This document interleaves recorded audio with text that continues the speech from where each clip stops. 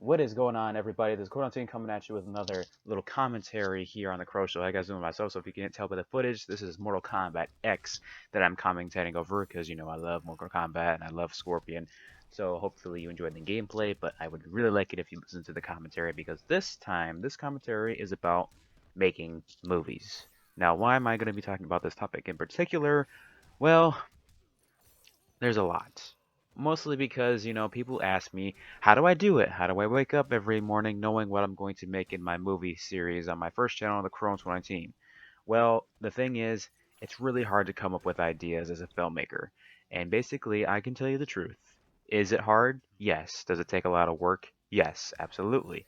And does it really take time out of your day? Better yet, does it take a lot of money out of your pocket? Yes, and yes, very much, but only depending on how big you want to make your film.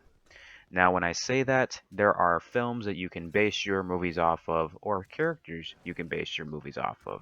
However, if you're going to do that, you have to make sure that you get the similarities between the two correct through your film, and to make sure that your film has a little bit of similarity to the actual origin that you got it from. Because if it looks anything different, or nothing alike the actual character or story, then you're probably not going to have a good outcome in the film that you're making. Example, if I was a person to try and make a Flash movie, and everybody knows the look of the Flash, he is blonde, or at least dirty blonde. He is mouthy, likes to talk a lot. He doesn't know really how to keep his mouth shut. He's kind of like a child. So I mean, yeah, that's kind of what he is. He's like a child, a very fast child. But the thing is, if you're to make a movie about him, you gotta get somebody who is athletically fit, a little skinny, but still like has some muscle on him, and definitely has blonde in his hair, and also don't have a Flash that has helmet hair or skater hair or any type of other hair but spiked up hair because every Flash in every single generation, both comic book and cartoon, has had a spiked up hair. And everybody's used to that look. Even the new series of The Flash, his hair's spiked up. So if you're going to make a Flash like that, you got to make sure that you have them in the right exact order. Similarities a little bit here and there.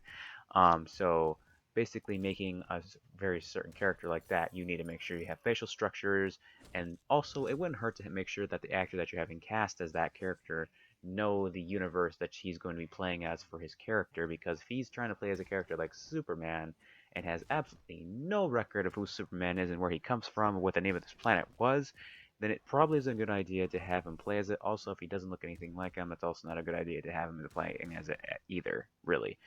But that being said, always making sure that you have the similarities between the original and what you're trying to make is always good to have in the film, but also know that your film will always be different compared to the actual thing. Now, moving on to the next part is directing. Directing a film can be very different and very hard depending on how you do it. How now this goes to say that as me being a director, a lot of my scripts were just done off of my head, and I had to try and type them as fast as I could through my phone, so that way I could like read off the script to my actors and stuff like that, and tell them what to do at that time, and then move them to a certain spot in a certain time span. Now, I haven't done that for a while because now after learning how to write scripts and I've been in schooling for making films for a while now, it's kind of easy to figure out what I have to do to make scripts and how long they have to be for each scene and stuff like that, and what the action sequences need to look like on the script and everything like that. Much more easier for me to do now, and now I type my scripts out and I print them and put them into a folder and take them to the set that I'm going to be filming at, and it makes me feel so professional to do so. Now, when you're directing, you have to know how to lead people. So, if you're making a movie and you have a group of people who have never met each other before, or a group of people who have been friends forever and they just love to bond over stuff and talk about video games or movies, you got to make sure that they're paying attention to you and what you're trying to instruct them to do and what they shouldn't do during time on the set. Because if you do that, then the movie's going to be fucking horrible. And it's actually going to look really bad because they're over here goofing off while you're trying to conduct the entire movie, and then you got sound in the back that you didn't want in the first place. So now you got to redo the entire film all over again. But by the time you try and redo it all over again, the entire cast that you had out there prior to that day, they say, no, we don't want to do it anymore. I'm busy, or they just don't want to do it. Now, that goes to say that you need to have leadership, you need to have the respect of the actors, and they need to be willing to follow your directions, whatever the cost. That doesn't mean that if you tell them to go jump off a cliff, go jump off a cliff, because I think that would be awesome to see in the film. No, basically, what I mean is that they have to be able to follow your orders when you give it to them. And also, as a director, you're in charge of making sure that if you're going to be filming at an open spot like a city or an abandoned parking lot or a parking lot that's used for the public but is not very occupied with a lot of people, it's always number one priority before the films even begin that you contact the local authorities and tell them that you are going to be there filming. They will be fake props on set, but this is all for making films for like either school or just a project or some sort. To always let them know that you will be making a film there, so that way they are not alarmed with having a police patrol go by and then seeing you with like a giant M16 squirt gun and pulling out handguns and shooting you on spot or just arresting you. So you're responsible in making sure that you contact the local authorities before the movie even begins, so that way everything is good and everybody feels safe. Now, with that being said, uh, as you go on with making a movie after you're done making a movie, usually before making the film, it's always good to get your audience in a hype. But basically, how you do this is you make teaser trailers. Teaser trailers work like this. You have a really small amount of footage from the actual film that you are trying to make, or like a little tickle or something like that, just to get the fan to be like, huh, I know that, or that's interesting. I want to know what we're going to be seeing as we move on forward with this production. You got to be able to grasp the attention of the viewer. Now, if you can't do that, then there's a good chance you're probably not going to have a lot of views from the film that you're trying to make. Now, how you do this to get the viewer's attention? Basically, you create a scenery, you make an atmosphere, the lighting has to be perfect, and also the number one important thing that happens in every single teaser out there is you have to have suspenseful, right, perfect perfectly timed music through the entire teaser. So, like, if there's a scene where an explosion happens, the music has to be able to pop at that explosion, or if there's like a moment of silence in the film, there's got to be silence that builds up to a big forte into the music that makes people jump off of their seats. You have to have the proper music in the set in order for you to really get the attention of the viewer.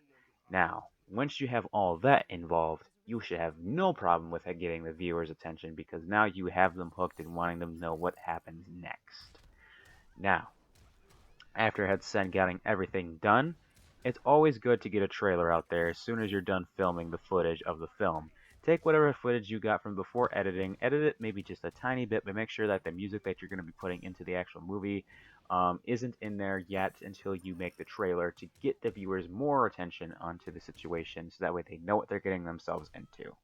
Now that means that you have to make sure that when you put the music in the trailer, it has to fit the trailer exactly, and the trailer must not be skippy or bad looking or anything like that.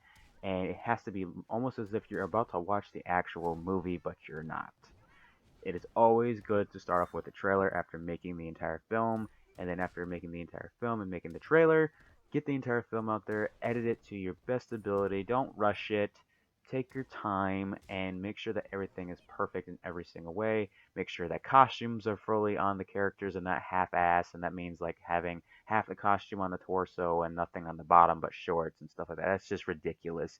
If you're gonna make a film, go all out. Don't half-ass it. That's just never been done in a film. I mean, for those who have been half-assing films, don't be like them. You're better than that. You want to do better than that, and that's what you're gonna do as a filmmaker.